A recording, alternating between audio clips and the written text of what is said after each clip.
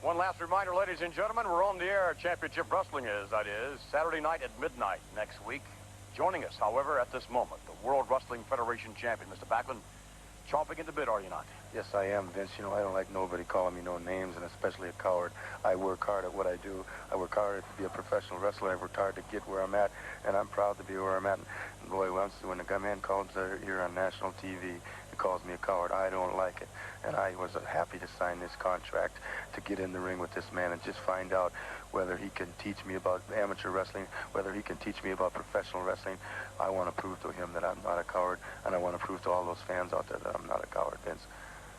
Bob, the very best of luck. You're meeting a man that can match you hold for hold on a scientific basis, and I'm sure the fans are really going to look forward to this one. The World Wrestling Federation champion, Bob Backlund, tested perhaps as never before by another consummate wrestler in every respect. Cowboy Bob Orton. They'll clash in the Garden Monday night.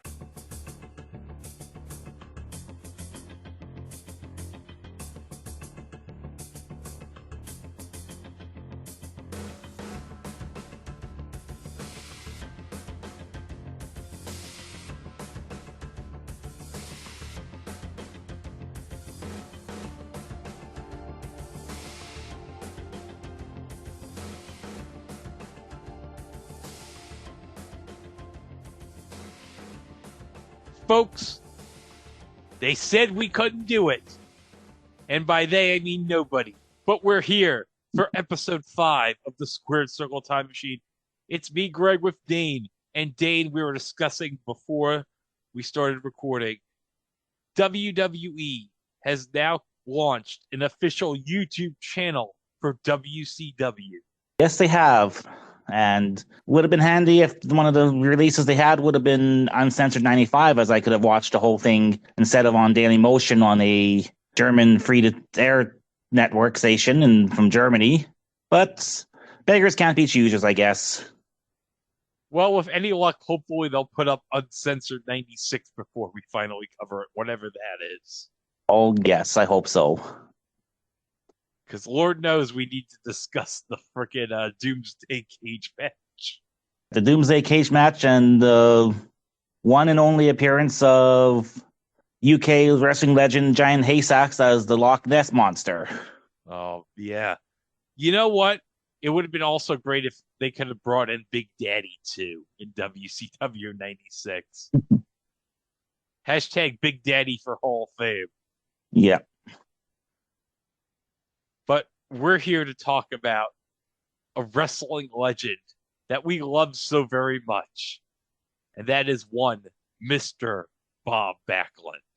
Yeah, my first knowledge of Bob came in when he made his big comeback late 92, 93 in the WWF. And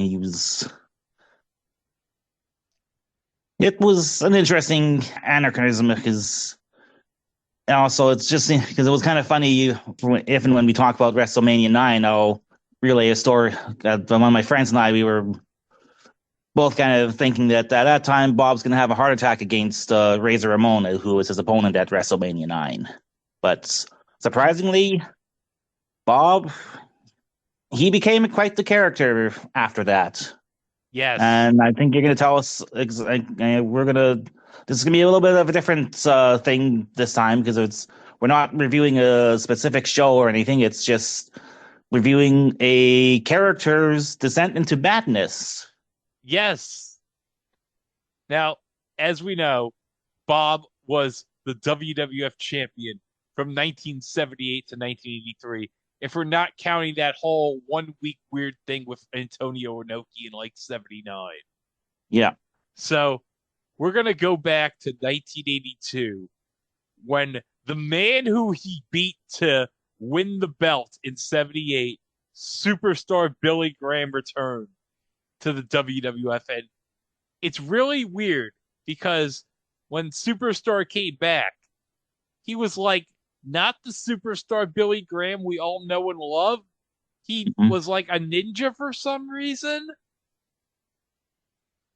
Okay, yeah, because I remember too, like later on, I think it was around WrestleMania 4 too. He was in the tournament. I thought, or he was managing someone in the tournament, and he was in his karate gi as well too. I think.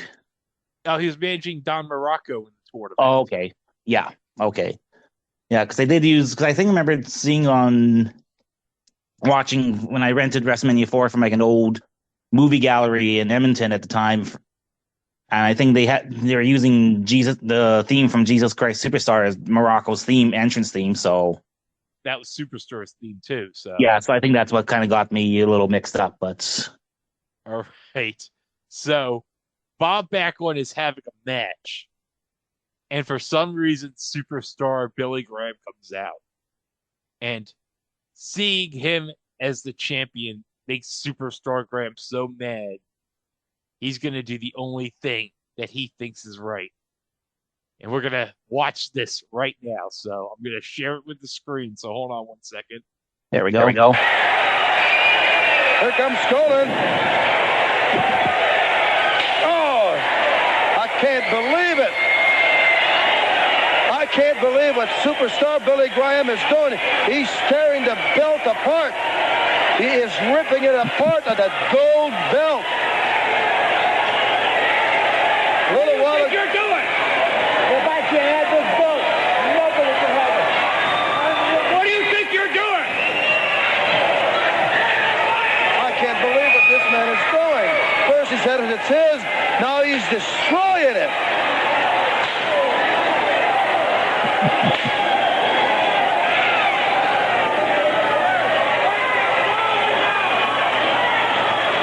I can't believe it. Oh.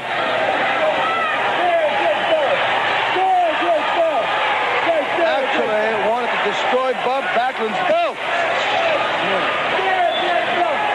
Okay, for the people that are like listening to it, we have to describe what Bob's belt is happening right here. So Billy Graham is destroying Bob's belt. Yeah. He is just ripping it all to pieces. And I love how pissed Vince is here. What do you think you're doing? What are you doing? Pure babyface Vince commentator is probably the second best Vince.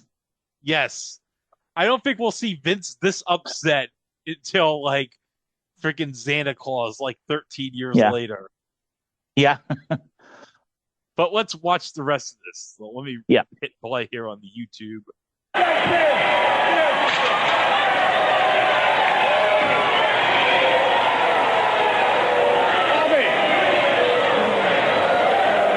Okay, now Bob's throwing to the belt. Yeah.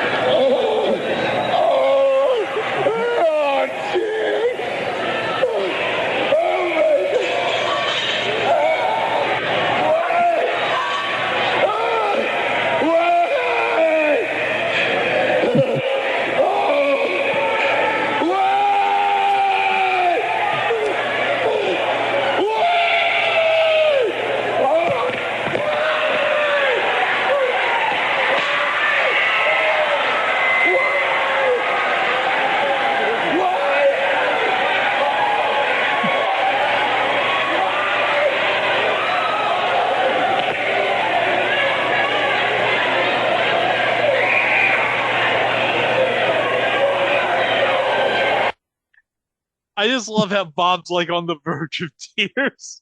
On the verge of tears, he's screaming like he's like Nancy Kerrigan getting whacked in the kneecap there. Why?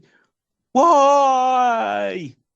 And he's just having understandably a proper fit over his belt getting destroyed by Superstar Graham. Yeah.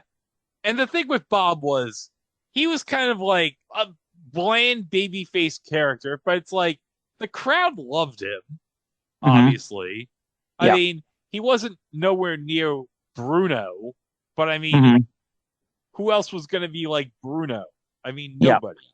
And what I want to point out is in the Wrestling Observer newsletter, the most disgusting promotional tactic, according to the readers of Dave's newsletter in 1982 was Bob Backlund continuing to be the world champion. I mean, I don't know too much history on early pre-Hulkamania WWF stuff, so it's like, who else would have been better to be champion at that time then? I mean, I guess maybe was Snuka babyface yet in 82? I mean, Could have been, I think. Or maybe that happens in 83. I think it might happen in 83 because the match from Morocco's that year. Yeah. But it's like, I don't know who you get as champion in 82. And I'm like, out of everything in wrestling, this is what you think is the worst in wrestling? Unless 82 was just a really timid year, I guess. I don't know. Because, I mean, as we were kind of discussing earlier, we had still, I mean, this year's edition of the Observer Awards, we had WWE's continuing to hold PLEs, do business with the Kingdom of Saudi Arabia as winning most disgusting promotional tactic, when there is at least 3 potential things from AEW that could have easily won it. So, but were Smart Mark 3 that jaded? I mean, I know a lot of them are jaded today, but could they have been really that jaded back in 82 to think a company's top babyface champion is a disgusting promotional tactic? I suppose. Let me go over the other promotional tactics from the 80s. Okay. So, yeah, because I'm kind of curious now to hear about 83, we have Eddie Gilbert re-breaking his neck in an angle after having done so legitimately. Okay. 1984 Championship Wrestling reporter. Blackjack Mulligan having a fake heart attack. Okay, this is more disgusting. 1985, usage of Mike Von Erich's near death to sell tickets. Oh, I will agree. This is worse than Bob Backlund continuing. Oh yeah, for sure. Yeah. Especially when you see that thing with press conference with Mike. That is just Okay, 86. Comparing Chris Adams' blindness angle with the death of Gino Hernandez. Ooh. Yeah, that's worse. 1987, exploitation of the death of Mike Von Erich. Yeah, it's pretty worse. Yeah. 1988, Fritz Von Erich's fake heart attack. Yeah. 1989, Jose Gonzalez's babyface push 1 year after the Bruiser Brody stabbing incident. You think that's bad? Just wait for 1990. Uh-oh. Onita stabbing Jose Gonzalez 2 years after Bruiser Brody's stabbing death.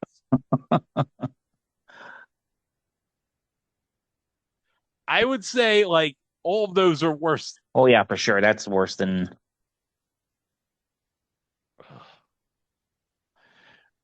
All right. Now let's go to 1983. Now, Dane, this was a sad night as Bob Backlund lost the WWF Championship to the Iron Sheik. Oh, yeah, Sheiky Baby. Yeah. Bob had come into the match with like a broken, neck, or broken back. Yeah. Sheiky exploited it by putting him in the camel clutch and making him humble. We all know Bob. He's a fighting champion. He would never give up. Never give up, never surrender. Yeah. But... Yeah. So Bob's manager, Arnold Skolin, he can't take it anymore. He doesn't want to see Bob's career end in a horrible fashion. So he has to throw in the towel. Which I guess counted as a submission, as a record of submission, I guess, back in those days. Yes, according to Gorilla, that's the same as a submission. So Iron Sheik became the new WWF champion. And oh my God. Well, Dane, I got to thank Richard Land for this. He gave this to me immediately after he attended the Elimination Chamber PLE in Toronto. He took some time to find it from his Google Drive and send it to me. So this is the promo that Lord Alfred Hayes conducted in the locker room with Bob and Arnold after the match. So here we go. Let's listen.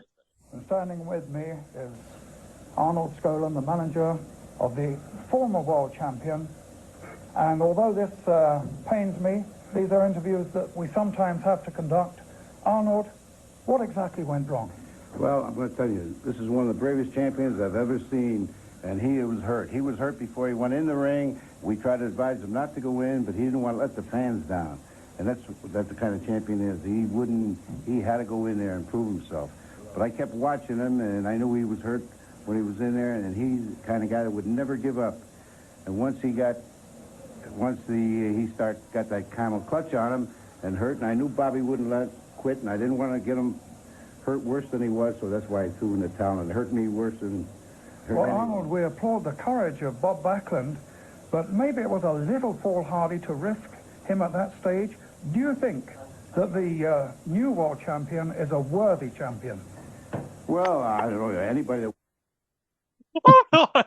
I love that they just, whoever at MSG Network threw in the chyron, they put right at this moment, Bob Backlund, former WWF heavyweight champion, just to be like a dick as he's fucking crying. He's crying, and Arnold's rubbing like a big ice pack on his shoulder, and he's got his, looks like his left arm in a sling too, and then you got the Shire on there that's announcing this, just pretty much saying this guy is a loser. To quote Rick Martel, he's a loser. All right, let's resume. Wins the title as worthy champion, but I think Bob Backlund is a greater champion, and he was a great champion by going into the ring and not letting the people down. He wanted to show them what kind of champion he was. Okay, Arnold, in a nutshell, what is the extent of his injury? Well, I don't know yet. We have the doctor who's been looking at him. We can't tell for a while yet. They put ice on him there till that swelling goes down. Just see if we can get one comment from Bob. Bob, how do you feel about this? Possibly too difficult to say. I feel like it. No. Obviously, he is in too much pain to speak now. We're going to send you...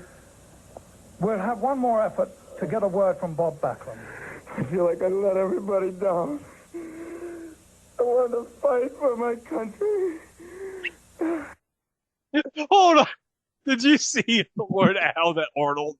Let me just rewind it real quick. I feel like I let everybody down. I want to fight for my country. Did you see Al shaking his head to Arnold like, what a fucking idiot?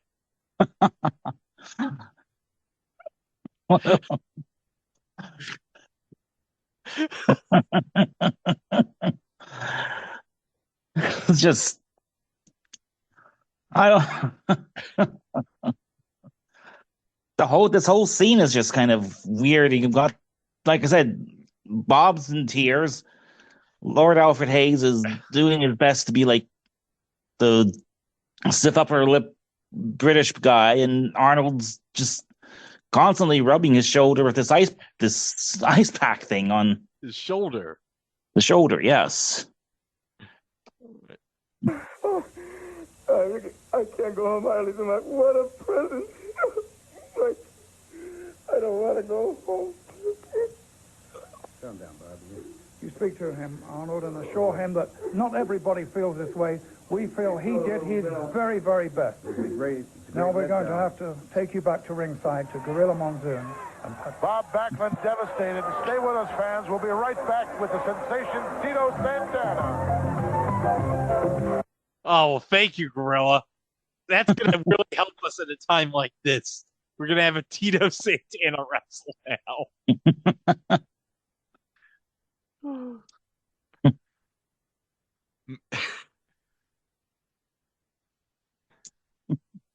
Now, I know it sucks for Bob, but I mean, come on.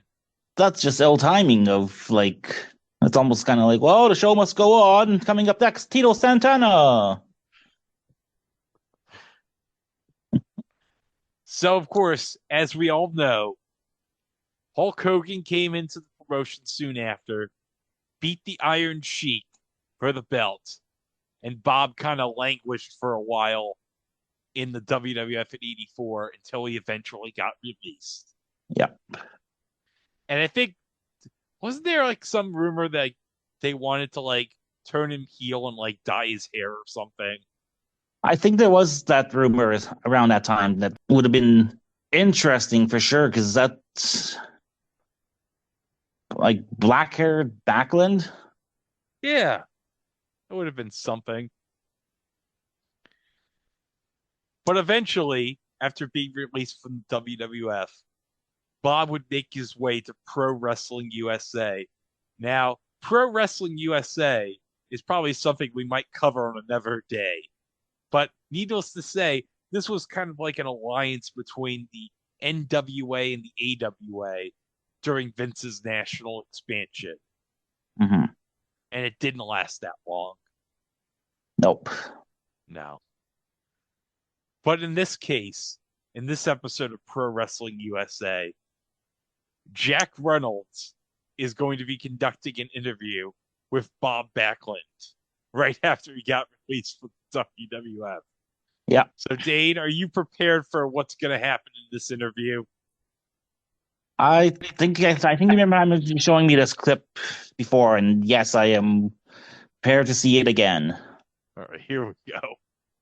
With me right now is the World Heavyweight Wrestling Champion, the one and only Bob Backlund. Bob, welcome once again to Pro Wrestling USA. Well, it's great to be here, and I want to thank all the people for all their letters. And, I want to explain something to all the people out there, all my friends, because you're all right behind me. I know it. I'm not here because of them taking the belt away from me. There's another reason. I'm here because they wanted me to lower my standards.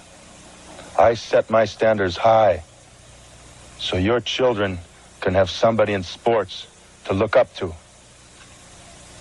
And somebody that you can say to your son, listen to that man.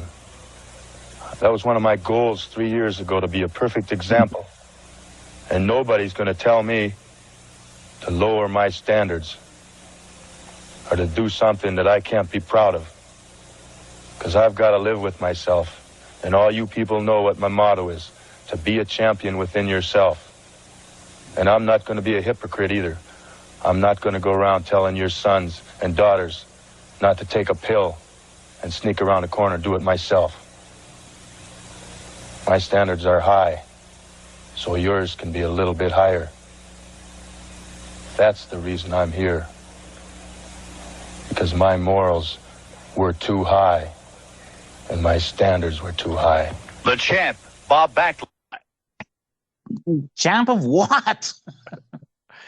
Are they? It kind of reminds me of. Hopefully, we'll maybe talk about that one someday down the road. With when WWA All Stars there, when their Inception show, when Bret Hart was the special guest commissioner, and he was introducing the heavyweight title belt. He was trying to make it out seem like he was never really beaten in Montreal, and now that the WWA title is kind of direct lineage to the WWF world title that he never lost. Is this what Bob's implying here, or what they're trying to imply here? I have no idea what Bob's trying to say here. And I don't even get what he's trying to say. It's like the whole thing about take a pill and sneak out around the corner. Like, what? Is he like saying don't have sex to take like an abortion pill or a morning after? What is he talking about? Yeah, were painkillers that prevalent in the early 80s? I mean, all the other recreational drugs I know were quite prevalent until kind of afterwards, when Sheik and Duggan got pulled over there on with a whole bunch of marijuana. But yeah, again, it's like, what are you doing, Bob? What are you talking about? I don't know what he's. It's like they wanted me to lower my standards. Who's they? They're bastards. Is it the they that Abyss was talking about? Well, yeah, it could be. So let's go into 1 year later, when in Mario Savoldi's ICW, Bob Backlund learned the truth about what happened the night he lost the title to the Iron Sheik. So let's play it. Wrestling fans, we interrupt our normal weekly broadcasting. We will be going via satellite directly to the home of Bob Backlund. Bob, can you hear me? Can you hear me? Yeah, Mario. Geez, you're surely welcome into our home. How's the wrestling business going? Well, Bob, how's your family, by the way? Just a minute, Wife Bob. and children okay? What I contacted you about. Okay, let me just describe the video. Bob has his hand to his ear, pretending he has an earpiece on. And he's dressed in a nice three-piece suit as well. Yeah. I love how he's like, are the children okay? He just came home from a funeral, and the kids are all kind of bummed out. Oh, they're going to be bummed out, all right, when he hears what's going to happen in this program. Yeah. As I had talked to you earlier on the phone, and you welcomed us to your home to watch this tape. Yeah, it was great to have you roll here that tape at the studio, please? Bob, there's something here we think you should really take a look at. Can you please roll the tape in the studio, please? Can you see us, Bob? Yes, I can. Okay, yes, I can. Can you see the Sheik on your screen? I sure can. Let's listen to Steve Budd. He's not one of my favorite people. With the WWF for quite a long time, and a lot of dispute, a lot of questions how you achieved the championship belt in the WWF. I'm listening. I can hear it. Here in America, we have only two ways of getting the belt, by submission or by a pin. You didn't do it either way, and that's not the American way. What do you think? That's not American way. But I think American way is easier than anywhere in the world because I take care his manager. I take care Bob Backlund, his manager, by my oil, by my money. That's because he sells himself to the Iranian and he throw the towel. That's because... Can you hear me? Due to conditions beyond our control, we lost both audio and video. Let's return to our normal broadcasting.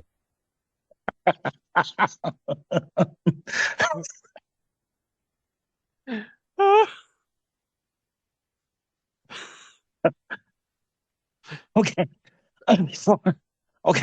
Before we get into it, I love the fact that the pause screen right now on the is showing us up next. Kerry Von Erich versus Psychoi. Yeah, I don't know what that is. Like, I don't know. Was that like a young version of Psychosis that they couldn't quite, that the teletyper couldn't quite type in the name right? Yes. I'm guessing this is like a compilation thing because I highly doubt that Mario Savoldi could afford Kerry Von Erich in 1985. But I love that Bob just was like so upset he pretended to throw down his fake earpiece. It's fake earpiece, and just we can cut right away back to the studio there, and then like I said, and then, well, due to conditions beyond our control, we can't continue this interview. Up next, Kerry Von Erich versus Psychoi. What? All right, but we got to interview with Bob after learning the truth. Wrestling fans, like I promised you last week, my special guest this week will be Bob Backlund. But before I take Bob out here, I'd like to say one thing. I'd like to be the first to say it. Bob, I apologize for not... Mario Savoldi, I don't apologize. Never apologize. You know, I spent a lot of time at night thinking of a way that I could bring this out, bring this to a head, convince all of you people that I'd never lied to you. Down deep in my heart, I knew something was fishy. Yeah, something was sure fishy, all right. Yes. I don't want any apologies, ladies and gentlemen. I just want to be able to convince you that I was telling you the truth. And now it's all out there. The Iron Sheik did me a favor. I'm mad inside, and I'm happy on the outside. Because Sheik, What? I wasn't going to get back in... Wait, what? He's bad on the inside, but Bad happy on the outside? What? What?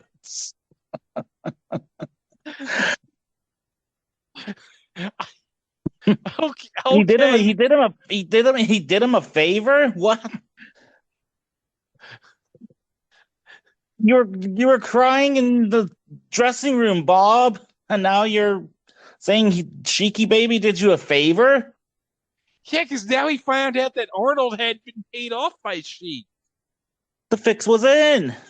No, unless this is some weird, bizarre thing that's making allusions to the rumored Vern Gagne was wanting to pay Sheik money to cripple Hogan in his match.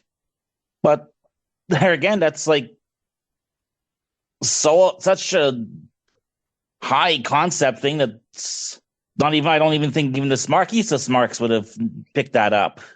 No, I don't even think readers of Dave's newsletter would have known.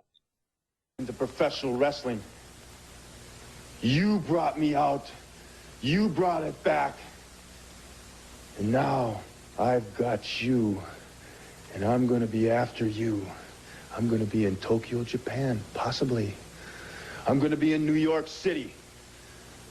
I'm going to be in Miami Beach. I'm going to be in Los Angeles, California.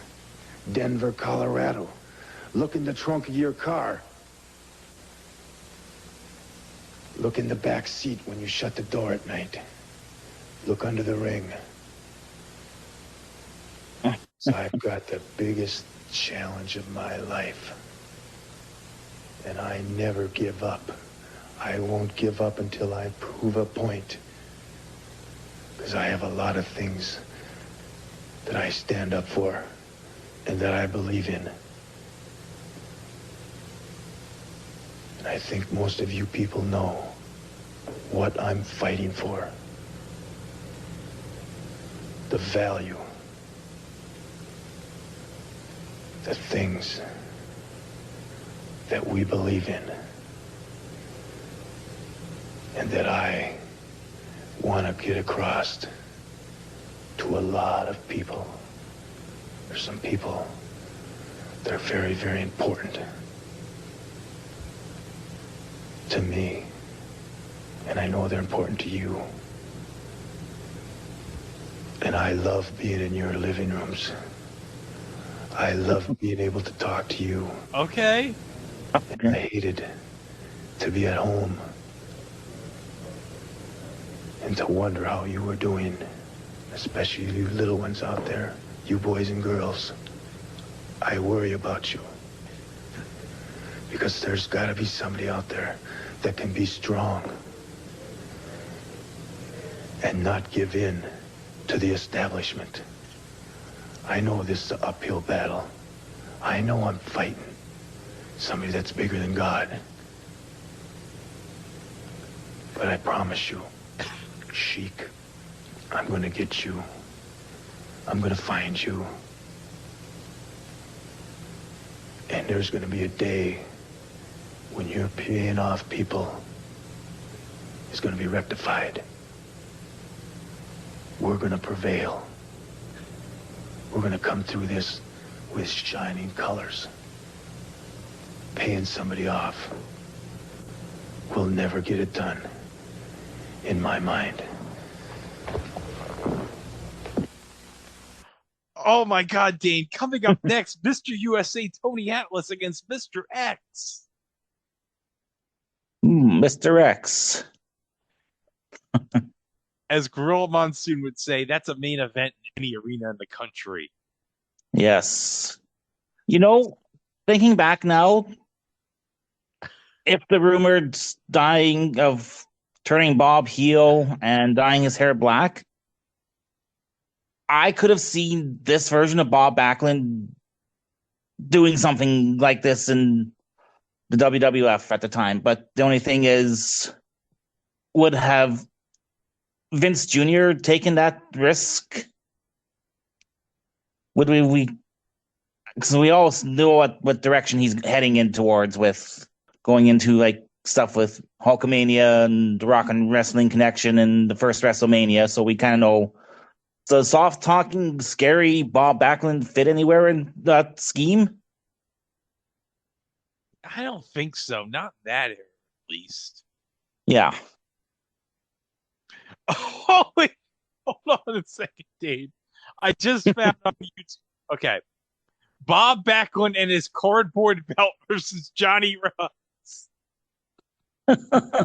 Okay, I got to play this. Here we go. More exciting action on International Championship Wrestling. Not only have you seen the Samoans, Schultz, Savoldi, the Raging Bull, now we're going to see a match that pits up the unpredictable Johnny Rods, but he just doesn't have any test today. It's going to be a little harder test because his opponent, the People's Champion, the All-American boy, Bob Backlund.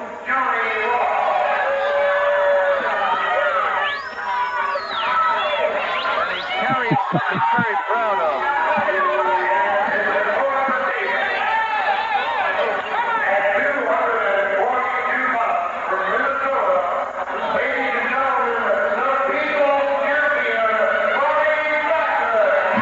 That's it, the People's Champion. That's his belt. You got to see this, and he believes in it. It's his. This was given to him by the people. The kids made this for him. And this, let me tell you something. It's more valuable to him than 100 ounces of gold because this was given to him by the kids, his fans. Okay, so now which is more valuable? Bob Backlund's People's Champion title or Dwayne's People's Champion title? I'm going to go Bob's People's Champion title. I want to see this in like the next season of Most Wanted Treasures. It surely has to exist somewhere. It has to, yeah. Or I thought recently Gerald Briscoe just opened up like his old storage shed, and there's a whole bunch of weird memorabilia and stuff like that. For all we know, it could be in there. Yeah, it could be in Jerry's shed. Yeah. Let me just skip to the end of this match here. Just pounding away on Backlund. Backlund's been known to take. Oh, nice move by Backlund. Brilliant drop kick by Backlund. Down goes Rod. Here he goes. Here it is, the chicken wing. Here comes Schultz. Oh my God, it's Dr. D, David Schultz. Oh, good. Hopefully, like, he doesn't get slapped in the ear like John Stossel. Then Schultz.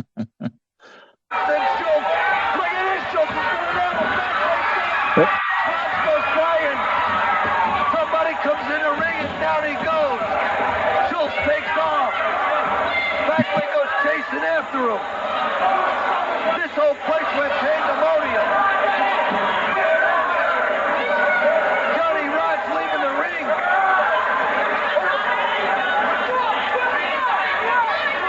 Johnny Rods is like, fuck this. I gotta go train the Dudley Boys.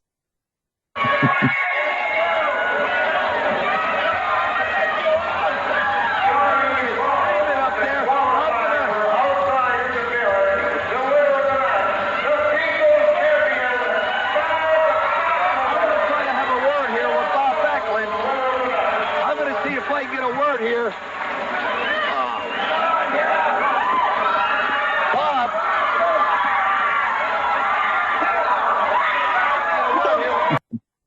He's surrounded by kids, and he's holding the cardboard championship belt. Oh my God.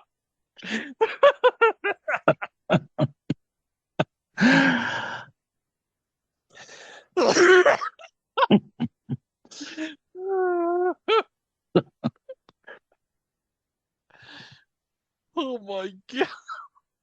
Oh, that's so bad.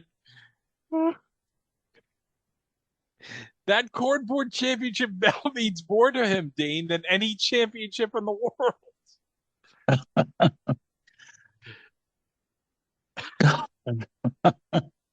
Oh. Well, eventually, Dane, Bob would make his way back to the WWF in 1992. And I'm going to be honest, Dane, when I first heard that, oh my God, the champ before Hogan is coming back, I was like, wow. Because I was like fascinated because it's like, I didn't know anything about the WWF before 1984. And I'm like, wow, this guy must be like really good if he was champ for 5 years. That was my reaction too. So let's hear from Bob about coming back to the World Wrestling Federation. You know, a lot of people in the world today say Bob Backlund can't do it in the WWF. The people won't accept him. But I can remember 1977, driving over the George Washington Bridge from Princeton, Minnesota. I came over that bridge and I was sweating because I was just Bob Backlund and I was coming into the biggest wrestling federation, the WWF. Okay, that just ends.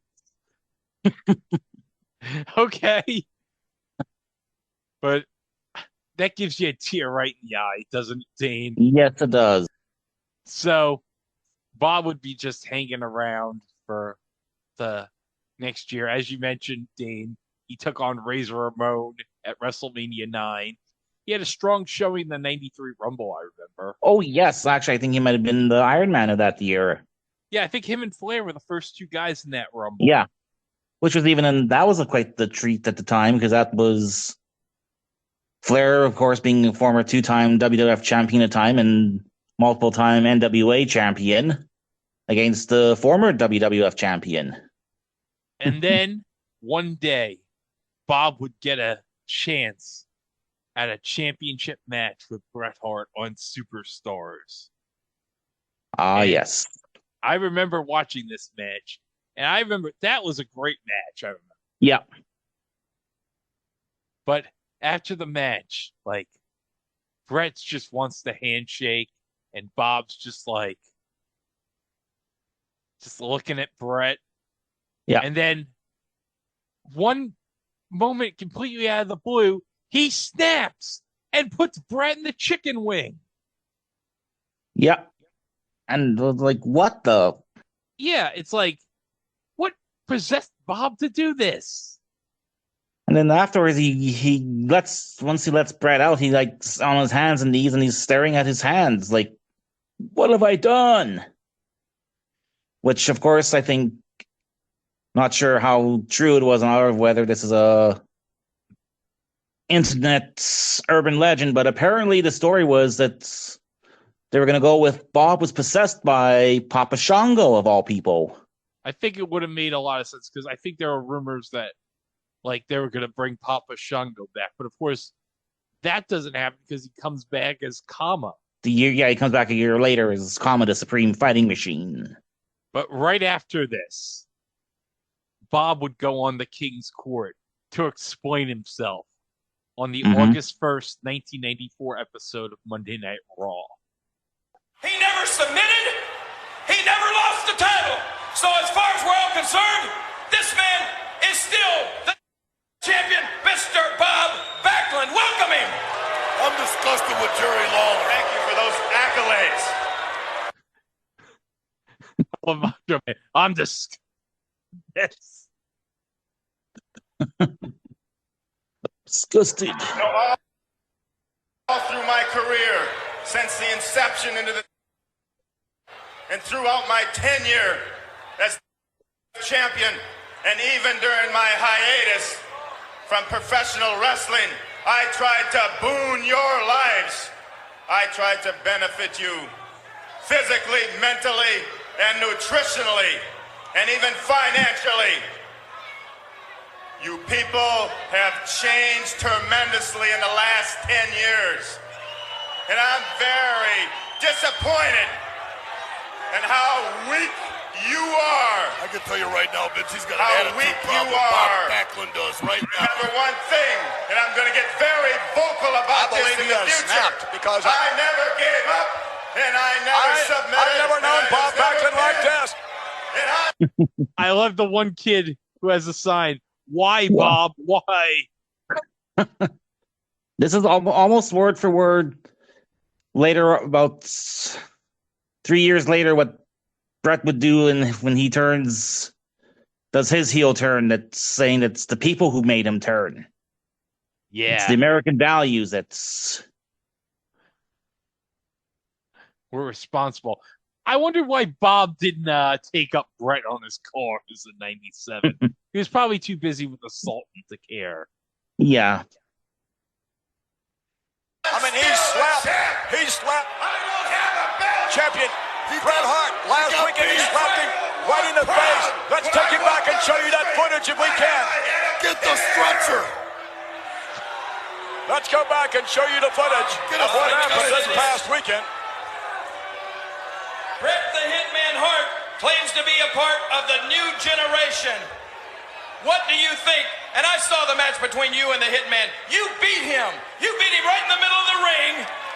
And then he tried to insult you after the match was over. What do you think of this new generation? He's part of a society that I have Let's nothing take a look to at do the footage with. we made reference They're to not earlier disciplined on. enough. They don't work hard enough, and they won't pay the price. And you're wrong. The match was over. There's a right and wrong in this Bret world. Hart had defeated Bob Backlund. There's a right and wrong in Fair this and world. square. And look at this. You have to pay the price. Back to Bob Backlund in the ring now, ladies and gentlemen. That's what happened last weekend. And this is what's happening tonight on Monday Night Raw. And we will return with more World Wrestling Federation action right here tonight live. Everybody is talking over everybody. Yes. Now, is that because of it being, I don't know, because we know at the time Raw was usually live once a month, and then they usually tape the the rest of the month all in one tapings, and then is that like post-production stupidity or what's going on? Like, Yeah, I'd have to think it's post-production chicanery. Yeah. I mean, this is the days when they only had 1 hour. I mean, yeah. Now they have whatever the hell Netflix gives them this week. So yeah, they're flexible, they say. But then on WWF Superstars, we would have Bob confront Arnold Skolin while he was being interviewed by Vince. Because as we found out by Sheik, he was paid off. He was paid off, but actually now I gotta see whether they mentioned this at all, because yeah. God damn, pal, I'm gonna mention something on another person's TV. Damn it, I don't want to acknowledge anything from outside the WWF bubble. In the ring with the man who had a great deal to do with building the World like it is the man that ruined the life of Bob Backlund. Hall of Famer Arnold Skolin. Hall of Shamer. Boy, there's the old Unquestionably, generation. Arnold, you've done many things in your long and illustrious career as a professional wrestler, many great accomplishments, but one of them certainly it would be as a manager, managing what was then the WWF champion at the time, Mr. Bob Backlund. That's true. Vince, first time I saw Bob Backlund, he was in the Nationals. I could see he was a great wrestler. He had a lot of intestinal fortitude. And I said, this is the kind of guy that can make it. So I trained with him for 6 months, and he became like a son to me. And, after that, he won the title, and he held it for 6 years. Indeed, Bob Backlund held the title for 6 years, and under your guidance and tutelage all the way, since bringing him from the amateur ranks into the pros. Come on, McMahon. And then there came a rather fateful night in December of 1983 when Bob Backlund was in a rather precarious position, a submission hold, as it were, and you threw the towel in on Bob Backlund, did you not? Well, I did, Vince. You know, it was a hard thing to do. Oh. You know, I've known Backlund, and I know what kind of man he was, and I know he would never give up. I was just thinking about his future. Oh, That's right. the only reason I threw the You towel want to in. ruin his future. Has Bob Backlund in any way expressed his appreciation for you saving his perhaps career at that time? Has there been any dialogue at all between you and Bob Backlund since December of 1983? No way at all, Vince. It's been 10 years since I've hey, talked to him. I tried to get in touch with him and Now we'll get to the everything. bottom of this. He'll make him tell the truth. Get him, Bob.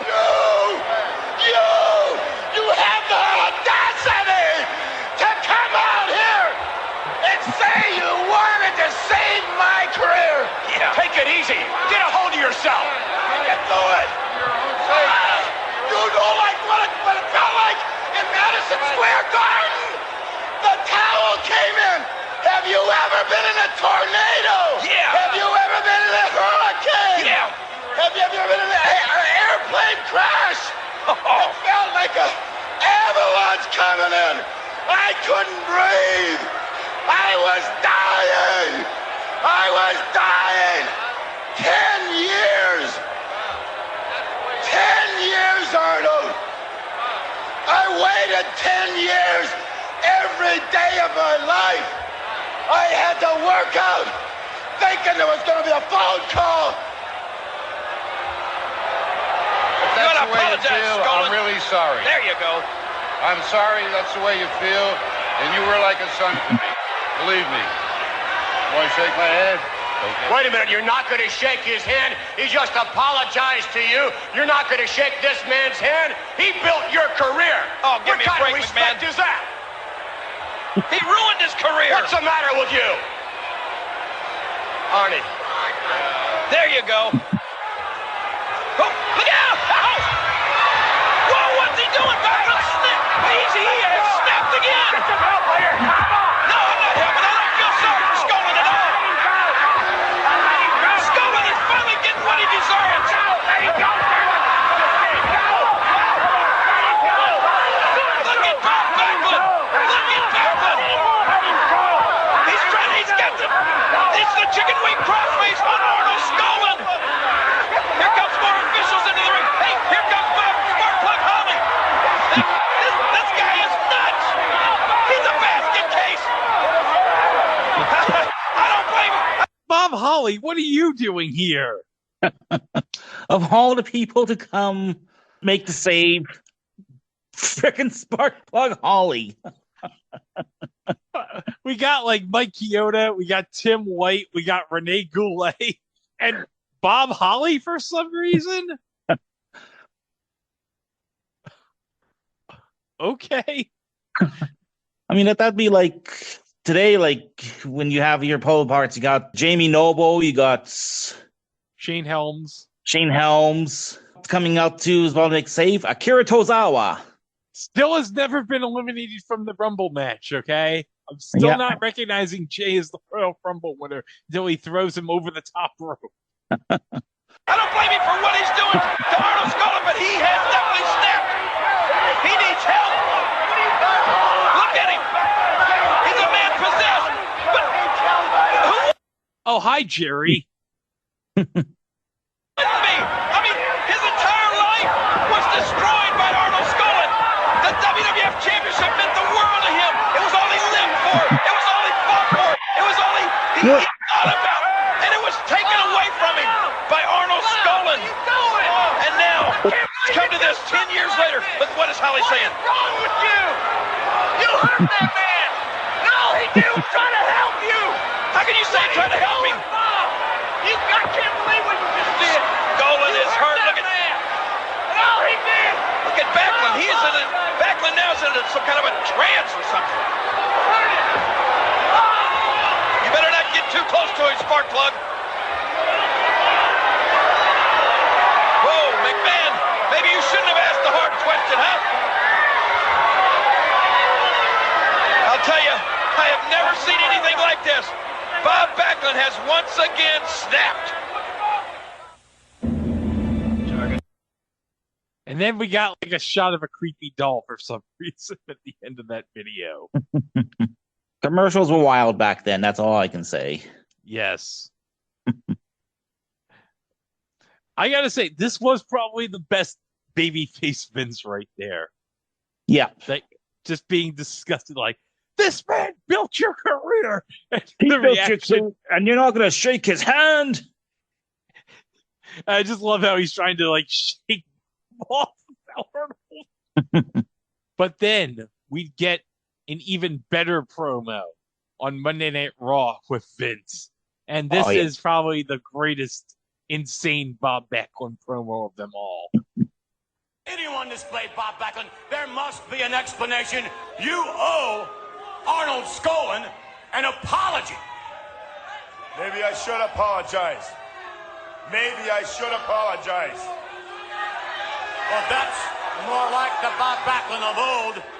That's more like the All-American boy. If finally you have seen the light, if you're going to apologize, go ahead.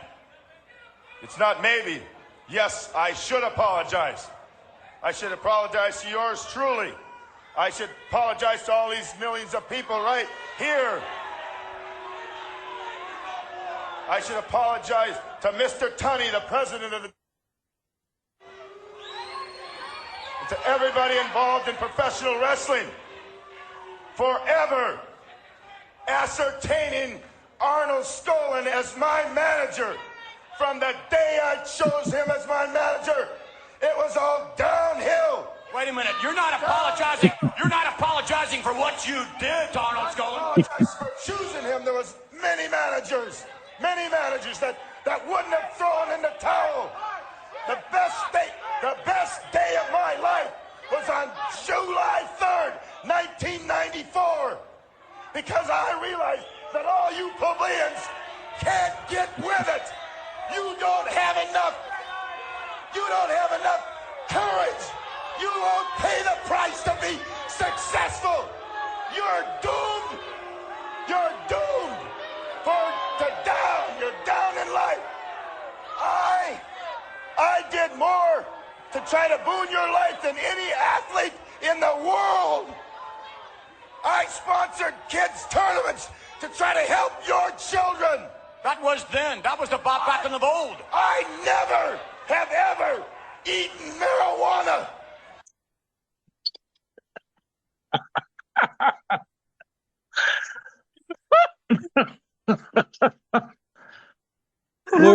Were edibles big at this time in the marijuana community?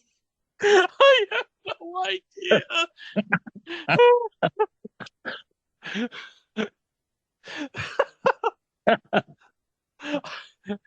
That just came completely out of nowhere. I've never eaten marijuana. And there's still two more. Oh, there's still a minute and a half left of this promo. Wonder how more insane this gets. Let's just see how much more this goes on. I have never swore in front of my children. How many times, ladies and gentlemen, do you swear in front of your children? How many chemicals do you have in your cabinet at home? How many drugs do you have in your billfold? And why do you expect your children not to take drugs and not to smoke cigarettes and not swear when they're in school? You should be taking care of your children. I know where my child is at night. And she's definitely not out there with a gun. I love that there's this one kid just saying, "You suck."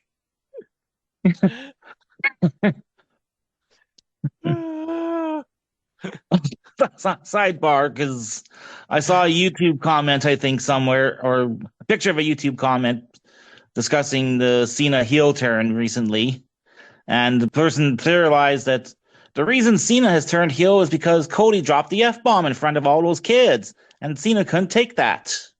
That would explain so much. Oh, there's one more minute to go. Let's see how more insane Bob gets in this final minute. Yeah. All right, Bob Backlund, what does this have to do? What does this have to do with a cross-faced chicken wing, the hold for which there is no defense, right? What does this have to do with that? It has to do with discipline. It has to do with pride. And it has to do with determination. I'm proud of the chicken wing. And I'll retire if anybody can get out of it. And if any of these people in the Green Mountain State think they can get out of it, I'll be happy. Happy to put it on them. Now, wait a minute. Wait a minute. Look at that guy up there. He's a plebeian. You're challenging a fan to come down to see if they can escape from the cross-faced chicken wing? He's not going to come down here. He's brave up there. I know these people like the back of my hand. And thus began the Bob Backlund cross-faced chicken wing challenge. Yeah. Where the one guy from the magazine tried it. He couldn't escape from the chicken wing. All right, let me read some of these YouTube comments here for this video. Bob, you should be taking care of your children. Child, you suck. This is beautiful television. Man, this Backlund guy is heartless. Thank God the dude interviewing him has a good set of morals. And let me just note, this comment was from 4 years ago. Before we knew more about, we're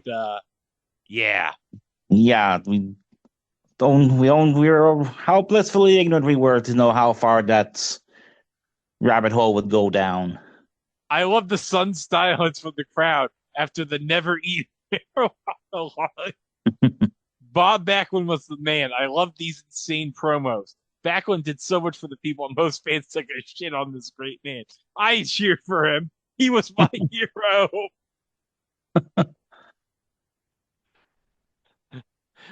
Backlund cuts heel promo at Vern Gagne's funeral. Heel Bob Backlund was so ahead of the times. RTC, CM Punk, the Savior, straight edge heel angle, and so many more found great heel runs as being promoted an actual message that would be face messages, but made it heel. The more I watched this run in 1994, wow, Bob Backlund was just so awesome at this. And he is a true professional of the highest caliber. That fan gets it. So, Dane, we go to Survivor Series 1994, where we had a submission match between Bret and Bob Backlund. Now, Dane, can you describe what happened in this match? Well, we have in the corner of Bob Backlund, we have the King of Hearts, Owen Hart. And I believe in Bret's corner, we had the British Bulldog, Davey Boy Smith. And sitting at the ringside as well was Bret's parents, Stu and Helen. So basically, at the end of the match, Backlund's got Bret in the crossface chicken wing. Bret's not giving up. Owen's got, I think somehow Owen got a hold, knocked out Davey and got a hold of the towel to throw in for Bret. Owen goes and begs and pleads to all of the people in the audience, to Helen Hart, the mother of Bret and Owen. He's begging and pleading for Helen, metaphorically speaking, gets on his hands and knees to get Helen to throw in the towel. And she does throw in the towel, and we got ourselves a new world champion in Bob Backlund. And we find out, it was just a ruse by Owen. As much as this episode's about Bob, God bless Owen, because his post-match interview was just such a brilliant, bratty younger brother. I tricked you, Mom and Dad. I'm now going to be the champion. I'm going to be the Intercontinental Champion. I'm going to be the World Champion. And Bret, you're down in the gutters where you belong. A promo that wouldn't be topped until X-Pac turned on Kane 5 years later. And probably would have been the promo night if we didn't have Bob's own post-match promo. Oh, yeah. Backstage with Todd, while Bob is taking pictures, we get this. I'm standing with Bob Backlund. He did exactly what he said he was going to do. Agree or disagree with his tactics. He is now two-time WWE Wait a minute. First of all, young man, It's Mr. Bob Backlund. And you're incorrect. I've been the champion since 1978. I never lost the championship. Tonight, I just regained the belt. And I beat the man that represents your society. I beat him so I could save you. I'm gonna scrutinize you to the fullest. Pasteurize you, homogenize you, and synchronize you back into morality. You understand, ladies and gentlemen? It's sports education. I'm your champion, and I'll take on anybody. Anybody at all, ladies and gentlemen, in your generation, because I'm fighting for something that's more important than anything in this world, is put morality back into your lives. And now your children have somebody that they can emulate after and try to catch up to. Because I feel like God! You know what the most amazing thing of that video was? I think they were in San Antonio, Texas for that one, weren't they? Yes, and it was Wild West themed. Wild West themed, and because we also had the main event of Undertaker and Yokozuna with Chuck Norris as the special enforcer. Yeah, and we had one of the greatest moments in history when Chuck Norris super kicked Double J. Ain't he great? Oh, ain't he great? He got a super kick in the chin from Chuck Norris. Sold it like a champ. And that was just Chuck probably only using 1% of his power. Yeah. So now we go to WWF Superstars on November 26, 1994. So Bob is cutting a promo with the belt. But afterwards, we're going to find out because Bob's supposed to be defending the title that night at a house show at Madison Square Garden. Now, he's supposed to face Bret Dane, but because Bret can't compete, who did they replace him with in the match?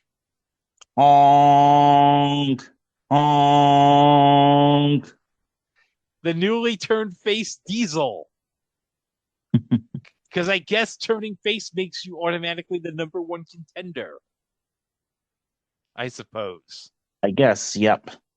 All right. So let's see here Bob cut his promo with the winged eagle, which is like a weird sight to see. Bob with the winged eagle, but okay. See it, ladies and gentlemen! See it? Ooh, boy! A glorious day! Ladies and gentlemen, the WWF belt is in the hands of the rightful owner! I've owned this belt since 1978. And they procured it from me in 1983. But in 1984, it returned to me. Wait, did he say 1984 it returned to him? 83 they procured it from him, and then 84 it's 94, but they didn't say, hey Bob, can you do a take 2 of this promo? You said it wrong. They're probably like, oh no, we got to get as much footage for Bob as we can. We only have so many hours. And I rule the world. You amoral people have a man that you can look up to you. You children have a man that you can idolize. Mr. Bob! I'm not gonna be fallacious with you people. I'm not gonna be mendacious with you.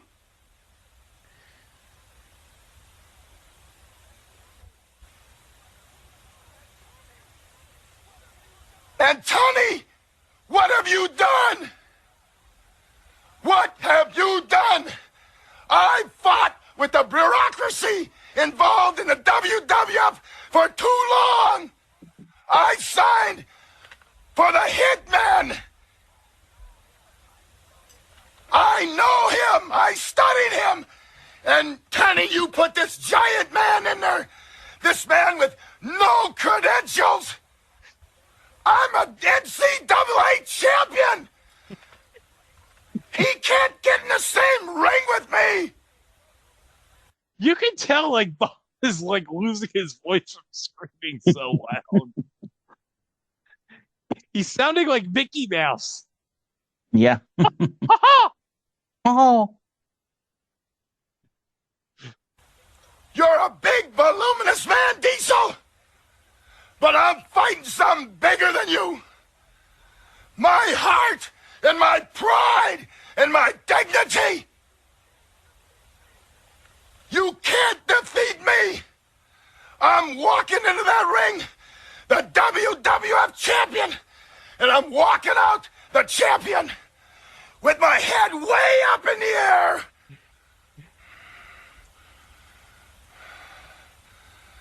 Because I'm gonna put morality back into everybody's life. As far as Madison Square Garden goes tonight, honey, what are you trying to prove? And I signed a match to wrestle against Bret the Hitman Hart. He doesn't have to wait 10 years. He's got the match tonight, and they claim that he's not gonna be there. Well, I've prepared for him thoroughly. And who is this Diesel man? What has he ever done? Did he ever win the NCAA? A gigantic gorilla, a 7-foot gorilla. That's all he is. With the Hitman. A 7-foot gorilla.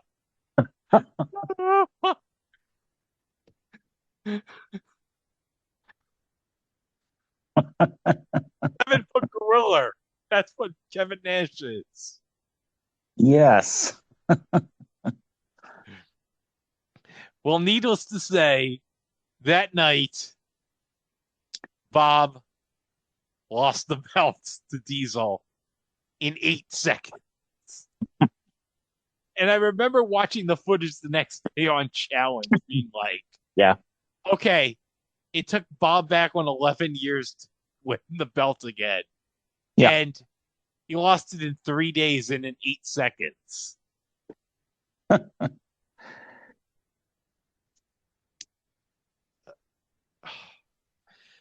I get that they wanted to have Diesel with the belt right away, but it's like, yeah, he could have given him a bit more than a week and then an 8-second match.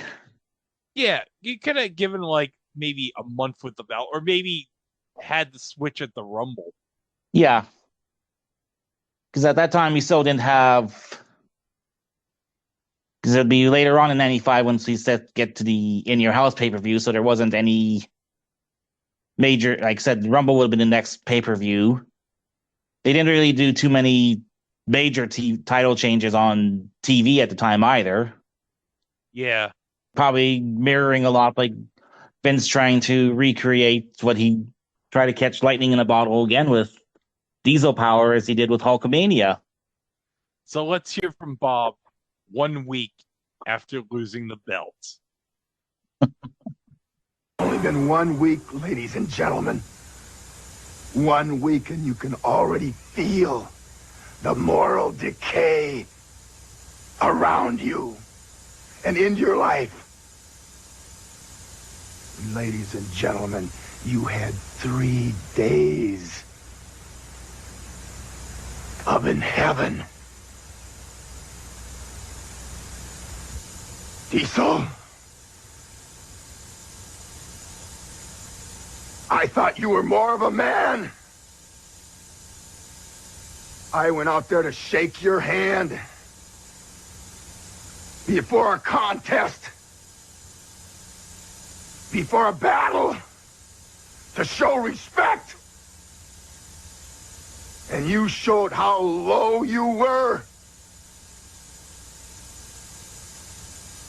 Well, Diesel, I do my homework. I thrive for excellence.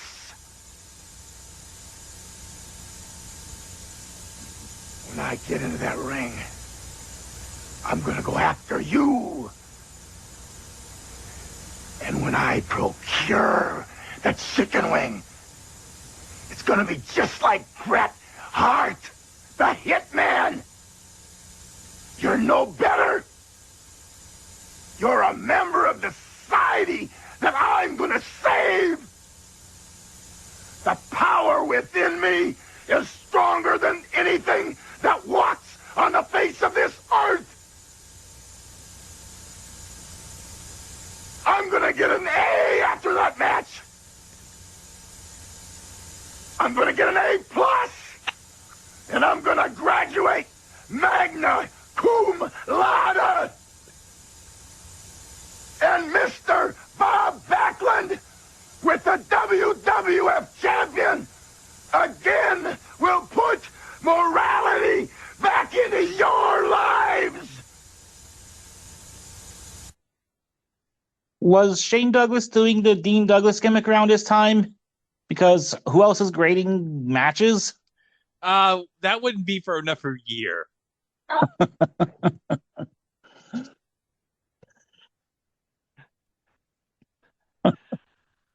I love this one YouTube comment from @Jukeboxster. We didn't appreciate the 3 days of high morality that Mr. Backlund gave us.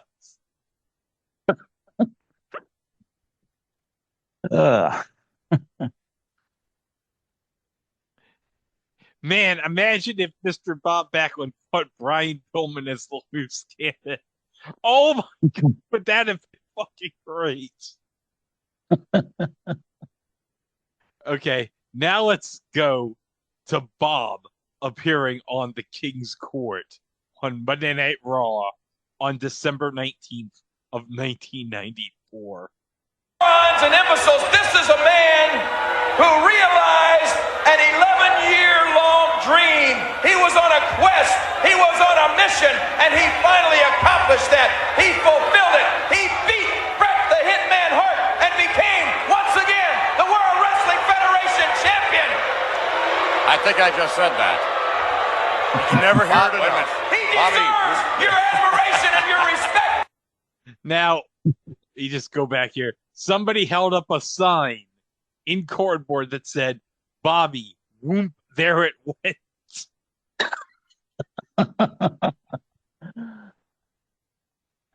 And then we got this guy in a beard with a sweet red pinstripe WWF cap.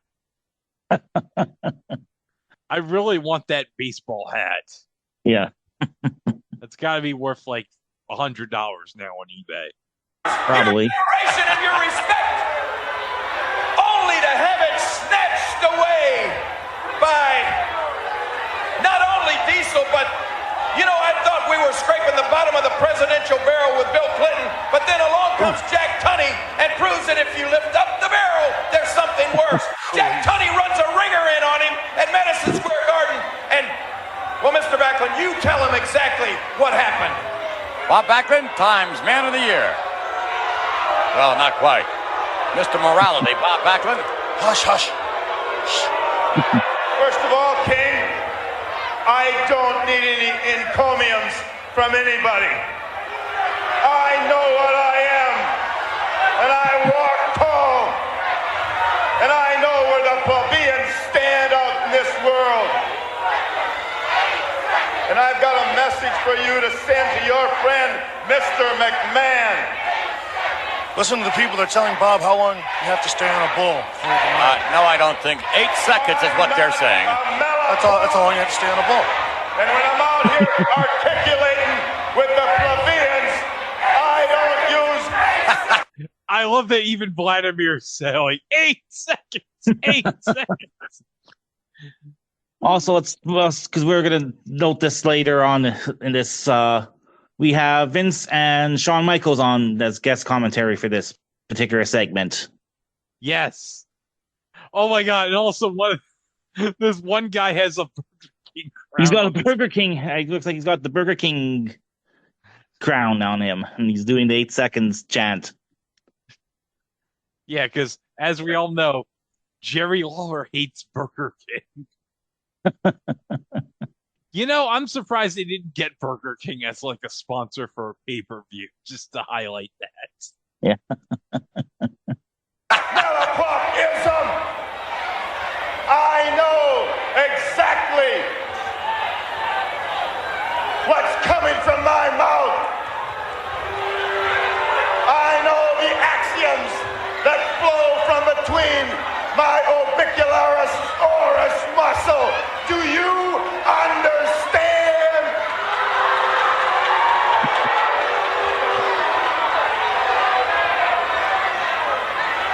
The second thing I came out here to articulate about was your hitman, your representative. He's one of you. He's one of you people. I admit that. You deserve him. I'm better than he is. Oh, no. I proved it. Now you have to come up to my level. And when I got the chicken wing on him, it was like I had the chicken wing on every one of you people that cheat in life and that lie and use squalid language in front of your children. And Hitman, I understand you're coming back. And anytime you want more of the chicken wing, I'm happy to get into the ring with you. And the last thing I came out here to discuss with you people was your man, Diesel. Oh, boy. I love Sean's reaction, Jay. He was like Krusty the Clown. Because let's keep in mind here, I think Sean and Diesel just broke up as tag team champions, and they're still kind of are about to go into a feud as well too for the WWF title.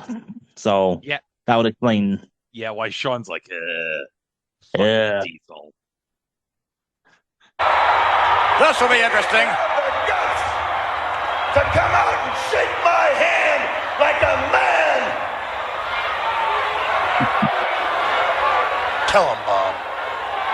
And he procured what meant more to me than anything, because I wanted to represent the way it should be represented. And I wanted to bring you people up so you can be successful in life. He just wants what's best for all of us. Kevin Nash, you're like a Neanderthal. Did you hear that, McMahon? Kevin Nash? Yep. You know who that is? No! You're like the Tyrannosaurus Rex of the... You know who he's describing? Yes.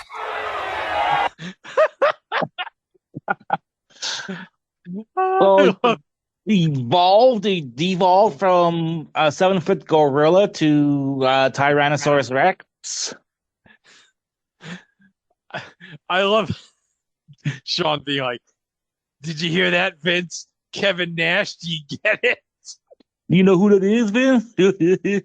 Vince is like, "Yeah."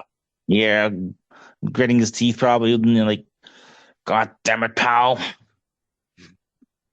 But do you know what happened to the Tyrannosaurus Rex? Guess who told Bob all that stuff, huh? Do you know? He Congratulations. and stepped on everybody in the world.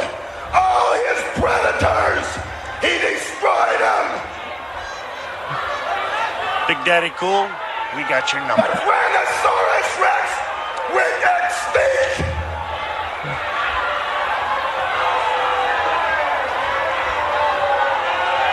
And I guarantee you, a chicken wing is gonna exterminate you. What a man! I love I want to rewind. Look at Jimmy's face here. Hold on a second. I gotta replay this.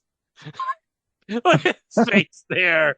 Like, what the fuck?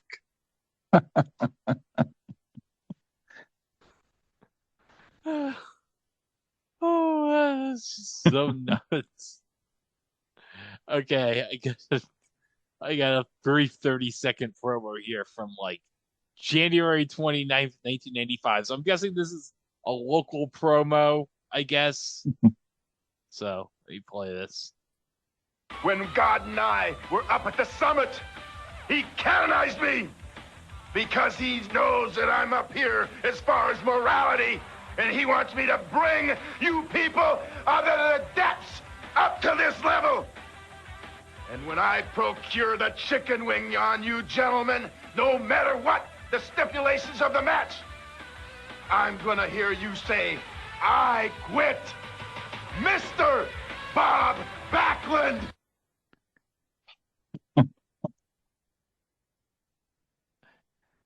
Interesting foreshadowing for this match at Mania 11 with Bret. Yeah.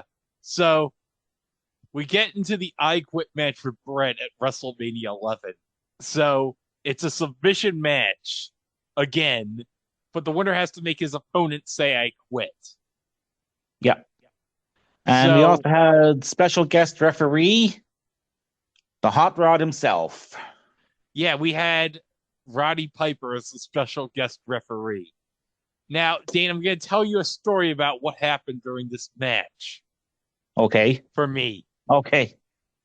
During the middle of the match, the feed to the pay-per-view went out. And then when it came back on, like, Bret made Bob Backlund submit. And I was like, what the hell happened? So I guess what happened was, while the pay-per-view feed was out, like, I think, did Bret have Bob in the chicken wing or something, I think? I think, yes, I believe that's what Bob was in the chicken wing, and of course Piper had the microphone as well too, and in his hand, and he's like, "Do you quit? Do you quit?" And then Bob's like, I remember Roddy going, "What do you say?" And Bob's like, ah. So I guess Roddy's like, "Oh, I guess he quit then."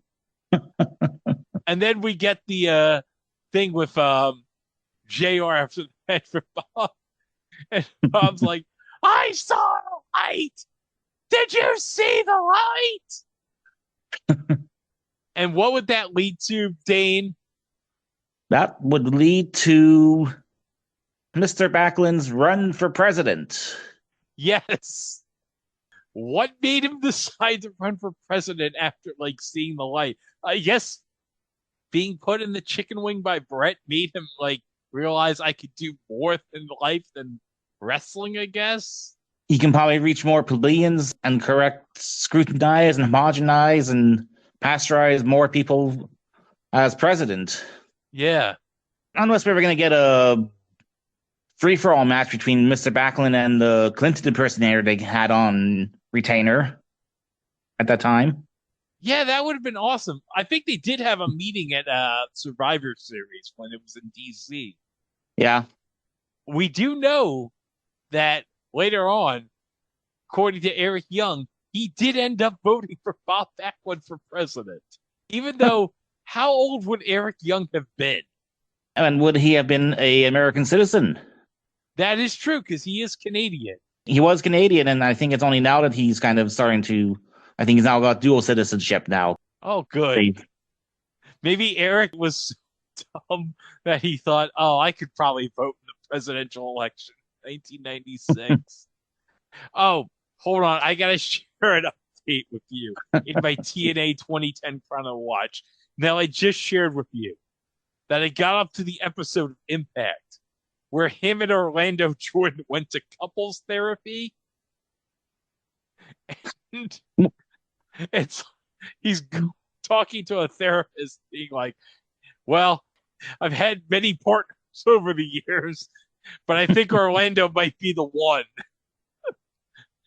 Because get it? Yes, I get it. Because Orlando is may or may bisexual. Orlando's bisexual. Yeah. And he thinks that he just sees him as a tag partner, but the therapist thinks, oh, they must be a couple. Well, they're a couple.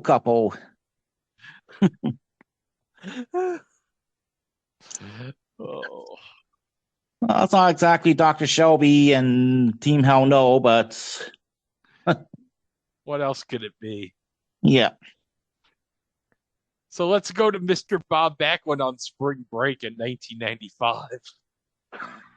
That should be interesting. Down in the fun, down in the sand, down in the sun. There he is. Hey, Bob. You're ready for the wildest wet t-shirt contest you've ever seen. Oh my God, it's Bob Backlund. Ladies, cover up a little bit there. Could I procure this microphone from you, young man? I'm out here to pull you out of the travesty that you live in.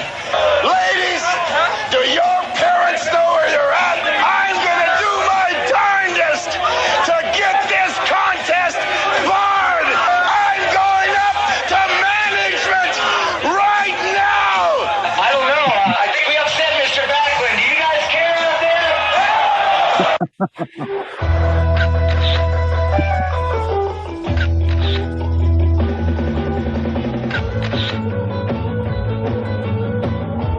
I'll do anything to get the youth of America back in the library. Extraneous. You know what that means? I used to. That means unnecessary. Do you guys know who the 16th president of the United States was? The Democrats feel that you're not intelligent enough to take care of yourself.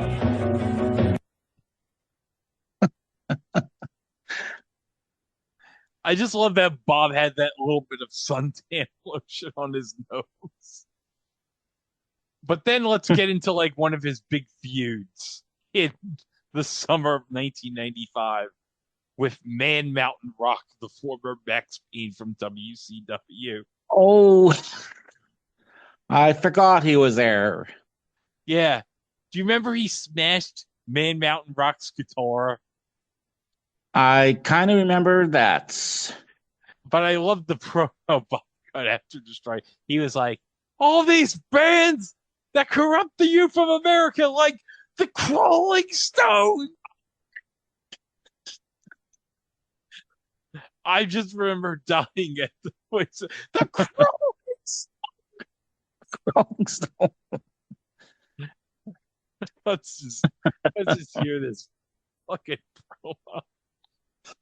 I have an astronomical amount of abomination rock for every single thing that you stand for. From here all the way down to the tip of your toes. Look at your hair. Look at your arms. Look at your body. Look and listen to the music that you play for the world and especially for the youth. I've got to save the world. I've got to destroy you and your attitudes and the effect, the deleterious effect that you have on our society is so destructive. You're gonna rot. You're like a toothache to a society, and I have to destroy it. Ce pauvre Monsieur Backlund, il va faire de la haute pression. Okay, was that Raven, I think, doing that? I guess it was French or something translated to, because we had some subtitles. Okay. All right, so I think that was pretty much it after that for Bob as far as like the wrestling goes. I mean, we did see him as the Sultan's co-manager with Sheiky, and then he comes back to help Angle in 2000. Yeah.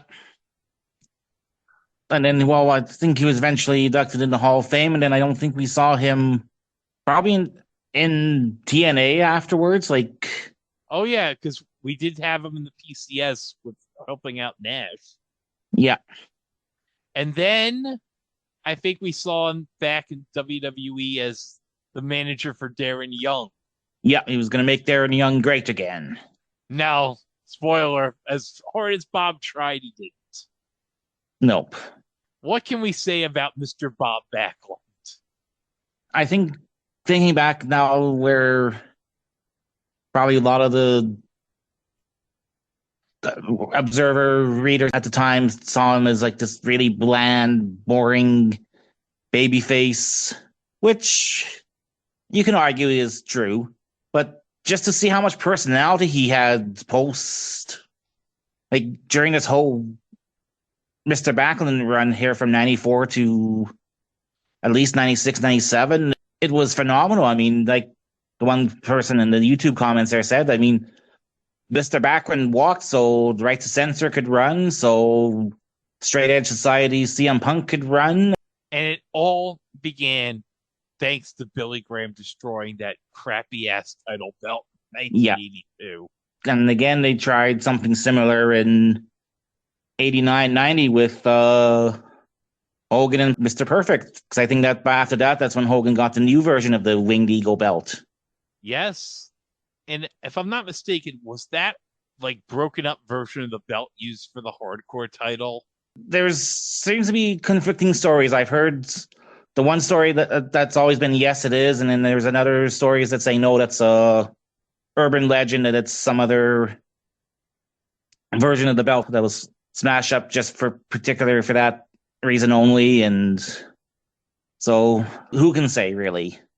In terms of TV wise, I think it was made out to be like it was the smashed up Winged Eagle belts. So I'll go with TV canon over whatever WWE had. Yeah. Well, Bob, you certainly gave us a lot of greatness. Yes, he did. Yeah. And to also learn as well, I think during this time too, that's somewhere he was actually a phys ed teacher somewhere during his off times. Yeah, I think in Connecticut. So imagine going to school and realizing that he's going to pasteurize and homogenize and scrutinize your kids. Could you imagine him putting all the school kids in the chicken wing if they got unruly? That'd be awesome. I think when Jeff Jarrett in TNA, when he was doing the double MA gimmick and he was going to like kids karate meets and like tapping kids out, and that would have been priceless. So in our next episode, now I'm going to be out for a while, so we won't have another episode for a while. But when we come back, I thought, well, considering this just came out in the WWE Vault YouTube channel, and how many times are we going to talk about this? I figure we'll talk about the Georgia Championship Wrestling Omni House Show from 1984 that was just put on the Vault YouTube channel. Oh, yes. That's one of the things I like about that Vault channel. It finds nice little hidden gems like that. And of course, how many times are we ever going to discuss Ric Flair wrestling Brad Armstrong on this podcast? Probably only once. Yeah. So when we come back here on the Squared Circle Time Machine, we'll be back here with episode 6, talking about that Omni House show from 1984. But until then, I'm Greg, and that was Dane, and we'll see you back here for the next episode of the Squared Circle Time Machine. Take care, everybody.